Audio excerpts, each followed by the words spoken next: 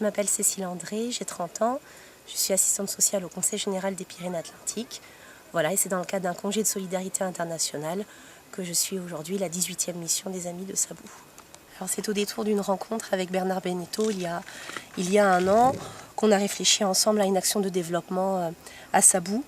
Et donc comme l'association soutenait à ce moment-là la relance de la ferme de spiruline, ça nous paraissait opportun d'essayer de travailler là-dessus, sur la promotion. Et donc on a monté un dossier auprès du Conseil général qui a été validé. Et à partir de là, nous avons eu carte blanche pour réfléchir ensemble à une action de sensibilisation auprès des publics. Bon, quel a été le préalable avant de lancer cette action ?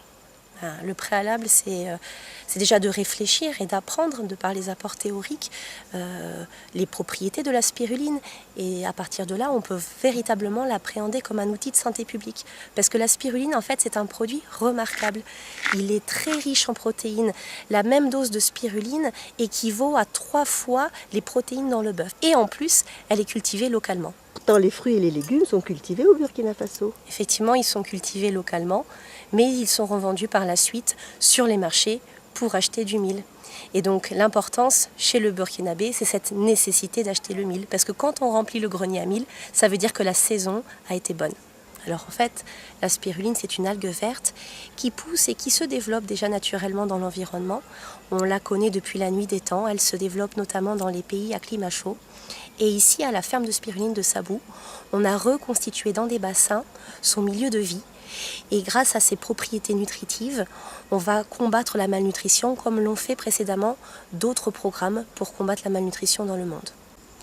Donc dans cette ferme, Mariam assure la production de spiruline, c'est-à-dire qu'elle vérifie le pH de l'eau et elle se charge de l'ensemencement, c'est-à-dire qu'elle rajoute dans les bassins d'eau des produits comme l'urée, le sulfate de potassium, qui sont les produits nécessaires au développement de la spiruline.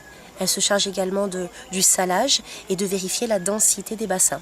Et bien sûr, pour l'ensemencement, elle aura utilisé un échantillon de spiruline souche qu'elle intégrera dans le bassin.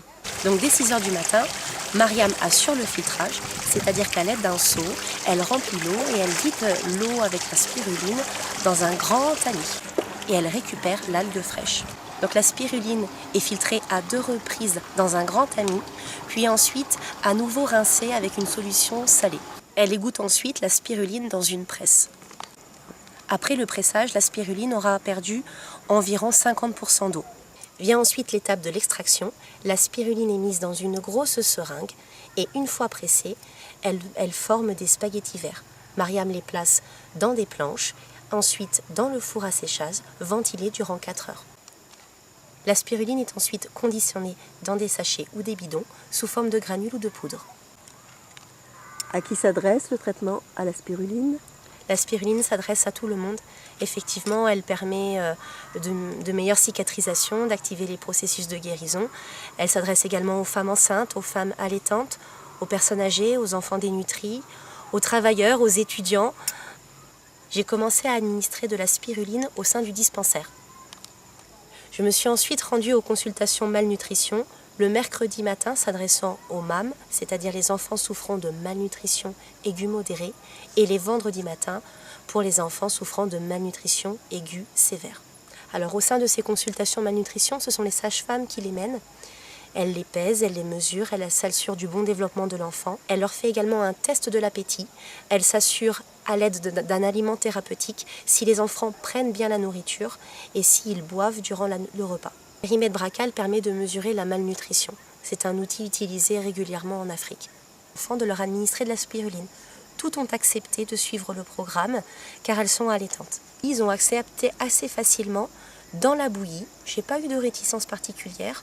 Les mamans ont fait un petit peu la grimace quand on leur a administré dans le miel. Alors on s'est interrogé si c'était véritablement le goût prononcé de l'algue qui les faisait un petit peu tiquer, ou alors effectivement c'est parce qu'elles n'ont pas l'habitude de prendre des produits comme le miel ou la confiture qui sont des produits extrêmement sucrés.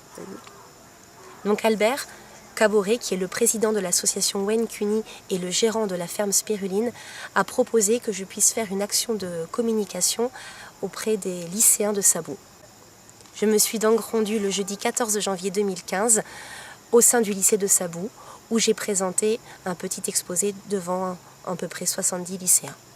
Voilà, ça va m'aider vraiment à grandir spirituellement, à m'aider le corps à lutter contre beaucoup de maladies.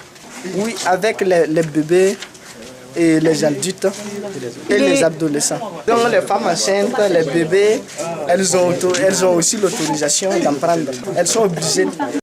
Je me suis également rendue dans les familles avec l'aide d'un interprète qui parle le moré pour sensibiliser tout le monde à la spiruline.